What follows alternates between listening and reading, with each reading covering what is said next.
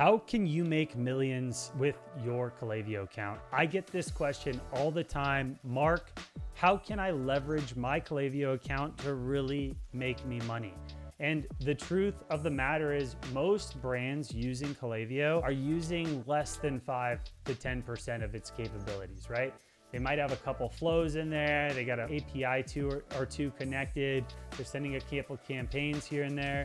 And in today's episode, what I want to do is really talk about some of the capabilities of Klaviyo and how you can extract more value. If you're using Klaviyo as a brand, it's expensive. It's not cheap to use this tool, and you're paying, sometimes thousands of dollars a month to have this full marketing CRM for your D2C brand. It's important that you learn how to use it so you're leveraging the full capabilities. We audit hundreds of Klaviyo accounts a year, and 9 out of 10 times, brand that's using Klaviyo that we're auditing just doesn't have anyone on the team that really understands it. It has someone that is primarily either in charge of design or a marketing manager that's trying their best, but they're by no means an expert. How do you leverage Klaviyo to the full team? Well, that really starts off by understanding what Klaviyo is in general, right? So Klaviyo has been around for, I want to say about 10 years now. They went public about 2 years ago, year and a half, 2 years ago. Klaviyo has become the industry standard for direct consumer e-commerce brands that are in the Shopify ecosystem. Obviously, you can still use Klaviyo if you're in WooCommerce or Magento or one of these other platforms, but primarily it is built for Shopify D2C. And the reason it plays so well with Shopify is it's built with a lot of the same theory as Shopify. They built a bulletproof product that integrates in seamlessly with Shopify and lets you leverage all the data points from customers, right? What did your customers buy? When did they sign up? When did they click on an email? When did they open an email? When did they visit the website? We have access to all these triggers within Klaviyo for every customer record. And based on those triggers, we can send emails, we can send SMS campaigns, we can even send push campaigns, right? We can send this data to other platforms for other things like direct mail and Postpilot. There's so much we can do with this data, but it needs to be leveraged properly. It really starts off by understanding the tools. Fundamentally, if you don't understand the tools and how to use them, then you're not going to get the full value out of the platform. And that starts off with automation. When we go in and we audit brands, it's shocking to see how few automation flows brands have and what's really fired. And it's either one of two routes. One, it's super simple. It's a couple flows, couple emails here and there, and it's just been set on autopilot. Or two, someone's gone in there and thought that they were Albert Einstein and overcomplicated the whole system. You don't want to go super simple, but you don't want to go too complicated, right? The tools here are made to be easy to manage and easy to understand the data. And the moment someone tries to over-engineer flows, you're going to lose. Things won't trigger properly, things will break.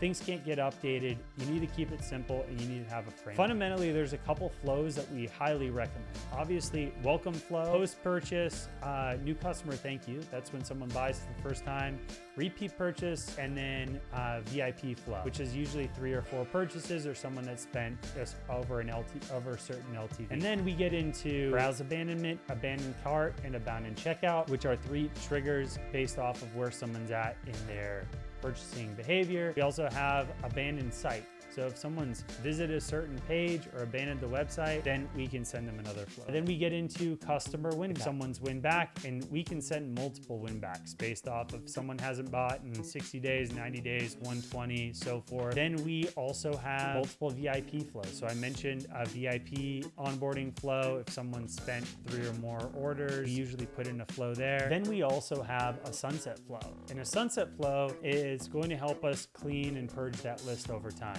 So there's a couple of flows in there that I highly recommend. We can get even way more detailed based off of win back of certain products, win back of certain customers, a lot of things that can happen in there to get into the nitty gritty. But ultimately, those are the flows that we want to start off with. And if you have those flows, you're going to be above 95% of the brands, maybe 98% of the brands on the platform in general. Flows are utmost number one. Now we go into campaigns. Campaigns is super important. We find that most brands are not sending enough campaigns. You should be sending at least 2 to 3 campaigns a week. If you're doing multiple 6 figures, high 6 figures to 7 figures a month, you should be sending more than 2 to 3 campaigns a week. It's just a must.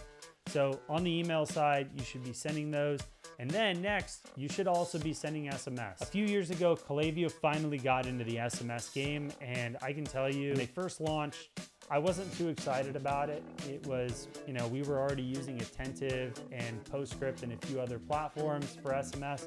I didn't see the need for it. Now, as the product's gotten better, I see the value in keeping everything in Klaviyo, or at least if you're getting into SMS, there's no need to try to go to another platform. Keep things simple, introduce SMS directly in Klaviyo.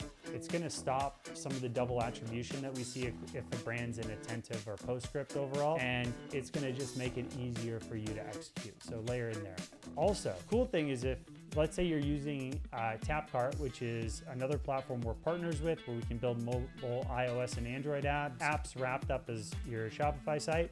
We can actually build in push automation flows into Klaviyo as well. Earlier, I also mentioned PostScript. What we're doing now is we're building out robust segments in Klaviyo using customer data points and then pushing those into PostScript to send direct mail campaigns to past purchasers, which has been super successful. The next is going to be the list growth and the pop-up tool. Traditionally, we were always using other pop-up tools to build our pop-ups, and over the last year, we've really been migrating a lot of our clients that are in Klaviyo to using the Klaviyo pop-up. The Klaviyo pop-up, now we can build multi-step pop-ups with email and SMS collection. We can add in other data points.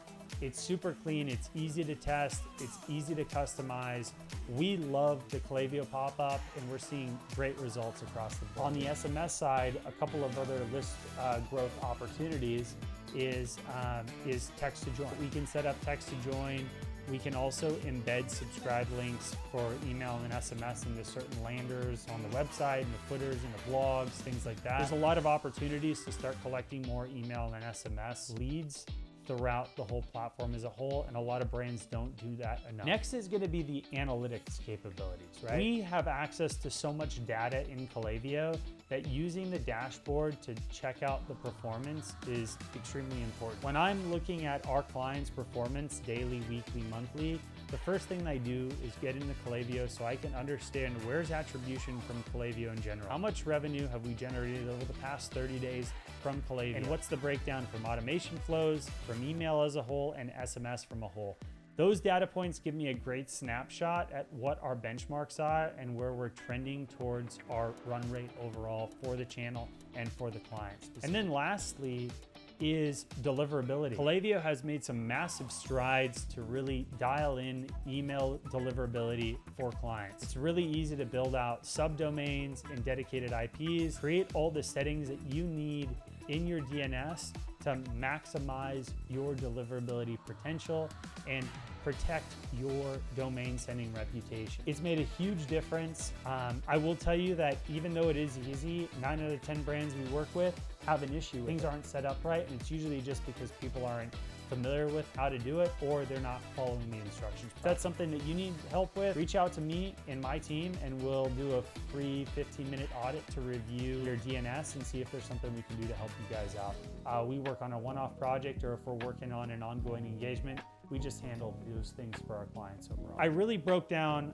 quite a few points in there on how to maximize your Klaviyo account to make millions. And it's true. When you have all these things firing on all cylinders, you're gonna see your Klaviyo revenue just skyrise through the moon. These things all work together, and as you maximize your Klaviyo account, you're gonna see those numbers start to jump. That's really it for today, guys. I hope you enjoyed that, and I hope you maximize your Klaviyo potential, and I'll see you on the flip side. See ya, bye.